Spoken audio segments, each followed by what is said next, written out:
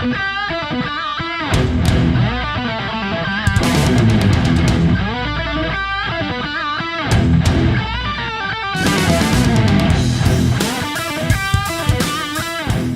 here is the Titan.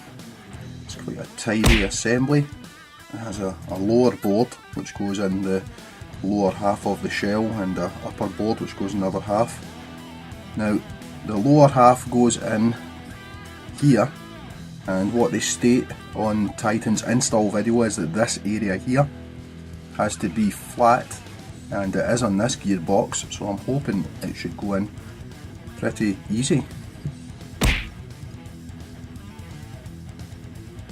Yep, that sits in there pretty good. They say to check that none of the components here are touching the metal casing, and we look fine. Let's pack these wires into their channel and we'll get the unit screwed in.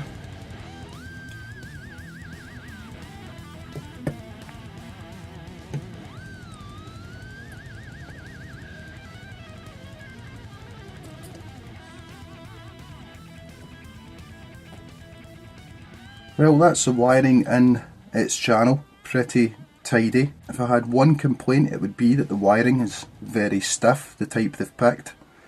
But it does go in there, just be careful and push at it with a blunt-ended tool just to avoid damaging the insulation. Make sure this area here, the wires are lying very flat, just to stop the motor nicking them. But that was pretty painless.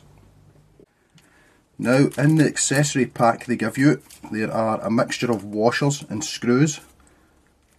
The darker washers are electronically insulating washers. The silver ones are packing washers. So first we want an insulating washer and a screw. The insulating washer goes on first, down in here, then the screw. Now, just before we tighten that up fully, it says in their video that this gap here should be reasonably uniform, so round about there should do it. They don't get it exact on their video, so it can't be hypercritical. Another thing they say to check is that the screw that we've just put in there, check that it isn't protruding out this side. That's what the silver packing washers are for. But this side is good, the screw isn't sticking through at all. So upper board on, and see if we can close the casing. Wiring is definitely in its grooves. Yep, that's good. All good. So it closes. Excellent. Now we just need to check that the trigger isn't fouling anything. This is the trigger that Russell wants to use.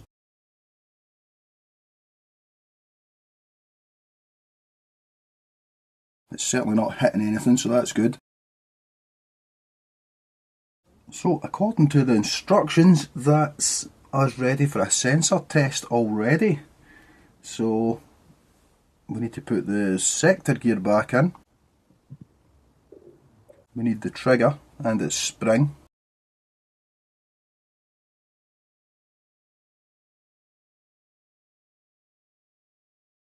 Put a couple of screws in. That should be enough to hold it for the test. Now, some selector plates don't have this copper reflective contact here, and if yours doesn't, you need to use the white stickers that are included within the kit, and the positioning of them is quite important. But this one has the copper on it, so hopefully it will just work. To test the sensors, apparently you can do it a number of ways. You can do it through the USB link, but we're going to use the controller card. So battery in. Now I have to press and hold the next button. Right, so apparently this is sensor display, so try the trigger first. Well, that's pretty good. That's reaching all 5 lights. I've seen some builds only reaching 4, but they still work fine. But we're reaching all 5 there, so that's good. Check the selector plate. The selector plate isn't working.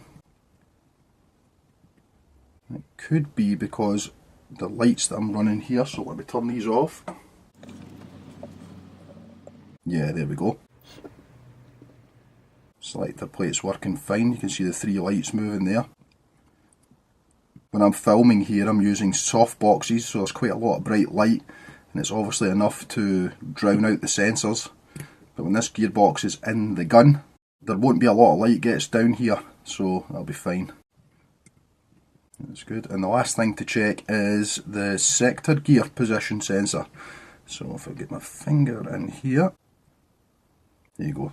This alternating light here is reacting to the teeth passing through the sensor. But yeah, that's successful. That's good to go.